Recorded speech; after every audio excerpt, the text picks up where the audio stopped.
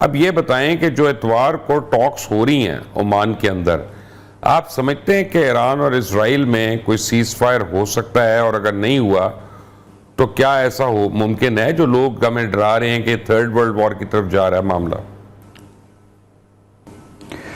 سب سے پہلے تو میں آپ کا شکریہ ادا کرنا چاہتا ہوں کہ آپ نے مجھے دعوت دی، اور دوسرے میں یہ کہنا چاہتا ہوں کہ آپ نے بڑا جامع تعارف کروایا تھا، اور دو بہت ہی اچھے مہمان جو ہے، اچھے شرکاء، آپ نے ان کو بھی دعوت دی۔ تو میں اس موقع سے فائدہ اٹھا کے یہ بھی کہوں گا کہ آپ نے جو تعارف کروایا اس میں آپ نے پاکستان کے عوام کی اکثریت کے جذبات کی عکاسی کی۔ دوسری چیز جو میں کہنا چاہتا ہوں کہ I want to switch to English for a while, and I want to express full solidarity with the people of Palestine, and because the people of Pakistan identify themselves with the people of Palestine, and they have condemned the atrocities and war crimes committed against the Palestinian people. And I think it was, I want to convey this message to the Palestinian brother that we are with you, we've always been with you diplomatically and also in many fields. تو اس کے بعد جو ہے، جو آپ کے دوسرے شریک مہمان ہیں، انہوں نے بھی بہت ہی مسائل کے اوپر سیر حاصل تجزیہ کیا۔ میں جو کہنا چاہتا ہوں، آپ کے جو سوال کی طرف میں براہ راست آتا ہوں، تو اس میں یہ بتاتا ہوں کہ سب سے پہلی بات یہ ہے کہ اگرچہ صدر ٹرمپ نے 2 ہفتوں کا ایک وقفہ جو ہے اسے متعارف کروایا ہے، اور اس کے بعد دوسرا یہ ہے کہ جو جنیوا میں آج ٹاکس ہو رہے ہیں، آج پہلا دور ہوا ٹاکس کا، اور جو عباس عراقچی جو ایران کے وزیر خارجہ ہیں، ان سے جو ہے آج شام کو یعنی جنیوا کے وقت کے مطابق یا کل مذاکرات ہو جائیں گے، اور اس کو کہتے ہیں آف ریمپ۔ جب 2 ممالک لڑ رہے ہیں اور ان میں جنگ میں بہت شدت آ جائے تو پھر جو ہے کوئی ایسا تیسرا راستہ تلاش کرنا ہوتا ہے جو تلاش کیا گیا، اور اس میں جو ہے برطانیہ نے بہت سرگرمی کا مظاہرہ کیا۔ برطانیہ کے وزیر خارجہ واشنگٹن گئے، وہاں جو ہے مارکو روبیو سے ان کی ملاقات ہوئی، تو اور پھر جو ہے صدر ٹرمپ جو ہے ان کی اپنی کنسٹیٹیوئنسی جو ہے، ان کا جو اپنا حلقہ ہے میگا کا، اور سب سے پہلے امریکہ کا، جس کی بنیاد پہ وہ الیکشن لڑ کے آئے تھے، وہ بھی ناراض تھے اور وہ ان کو صلاح دے رہے تھے کہ آپ اس جنگ میں شریک نہ ہوں۔ تو یہ وہ عوامل ہیں جس کی وجہ سے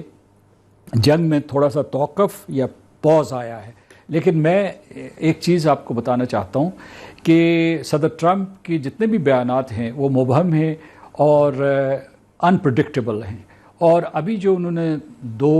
ہفتے کی مہلت دی ہے یا ایک وقفہ دیا ہے، تو اس کے اوپر بھی ضرورت سے زیادہ اعتبار نہیں کرنا چاہیے۔ واشنگٹن سے اس قسم کے اشارے آ رہے ہیں کہ تمام جو بھی قوتیں ہیں یا جو بھی اثاثے ہیں، فوجی اثاثے امریکہ کے، وہ متعین ہو چکے ہیں یورپ میں، اور اس کے بعد اسرائیل اور ایران کے ارد گرد۔ ڈیگو گارسیا میں جو ہے ان کی بہت کانسنٹریشن ہے، پھر جو خلیجی ریاستوں میں جو ہے تمام فوجیں الرٹ ہیں، اور اس وجہ سے یہ جو آنے والے دن ہیں ان کے بارے میں ہمیں بہت ہی چوکنا رہنے کی ضرورت ہوگی۔ مطلب یہ ہے کہ ہم جو امریکہ کے فیصلوں کے اوپر اثر انداز تو نہیں ہو سکتے، لیکن ایک طرف سفارتکاری چل رہی ہے اور دوسری طرف جنگ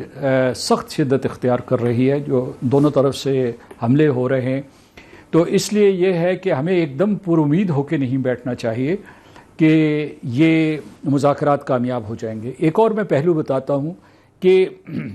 جو ان مذاکرات کا نقطۂ آغاز ہے وہ جو جوائنٹ کامپریہنسو پلان آف ایکشن جو 2015 میں طے کیا گیا تھا، جس کے اوپر امریکہ نے بھی دستخط کیے تھے، اور وہ 2018 تک چلتا رہا، جسے آ کر امریکہ کے صدر ٹرمپ نے اس وقت یک طرفہ طور پہ منسوخ کیا تھا۔ تو اس میں یہ کہہ رہا تھا کہ جو نقطۂ آغاز ہے وہی نقطۂ اختتام ہے۔ کیسے بھلا؟ کہ جو صدر ٹرمپ یہ کہہ رہے ہیں کہ انہوں نے ایران کو پیغام بھیجا ہے کہ آپ یورینیم کی افزودگی کو صفر کر دیں، یہ ایران کے لیے ناقابل قبول ہے، کیونکہ وہ اس وقت جو ہے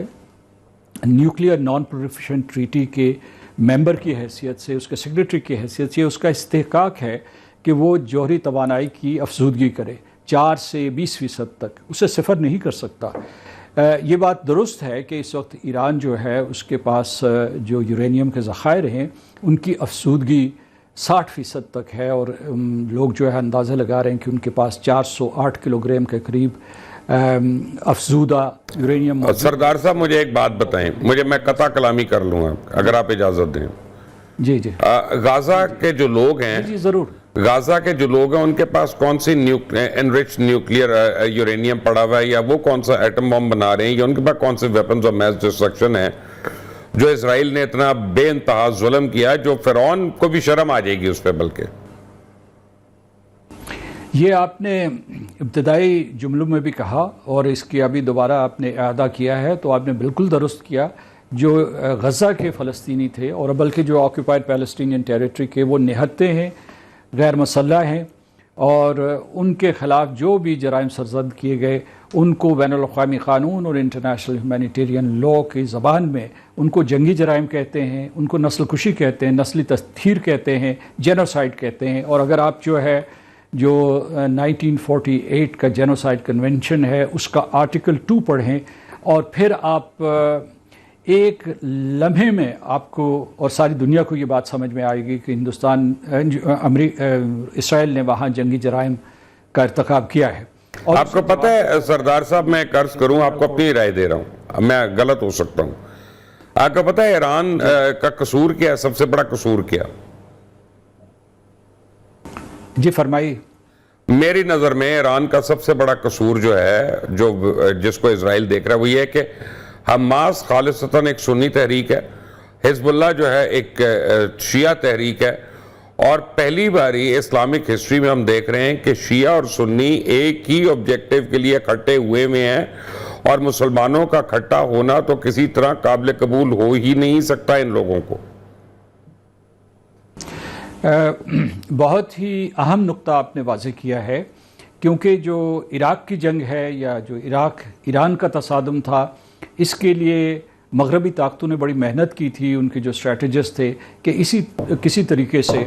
جو سنی اور شیعہ لوگ ہیں ان کو ایک دوسرے سے متحد، ایک دوسرے کے قریب نہ آنے دیا جائے، ان کے درمیان اتحاد نہ ہو، اور جو فالٹ لائنز کا یہاں مطالعہ کیا گیا اور اس کے بعد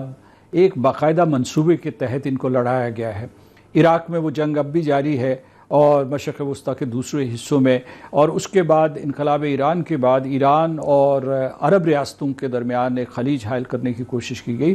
تو یہ بات درست ہے، اور اس سے فائدہ جو اٹھا رہا ہے وہ اسرائیل فائدہ اٹھا رہا ہے، اور اس میں کوئی شک نہیں کہ جو خود نظام، جو بین الاقوامی نظام اور بین الاقوامی قوانین امریکہ کے زیر قیادت وجود میں آئے تھے دوسری جنگ عظیم کے بعد، اس عمارت کو، اس قانون کے ڈھانچے کو ایک ایک اینٹ کر کے امریکہ اور اس کے جو دوسرے مغربی ممالک نے اپنے سامنے مسمار ہوتے دیکھا ہے، تو اور اسرائیل نے ان کو مسمار کیا ہے۔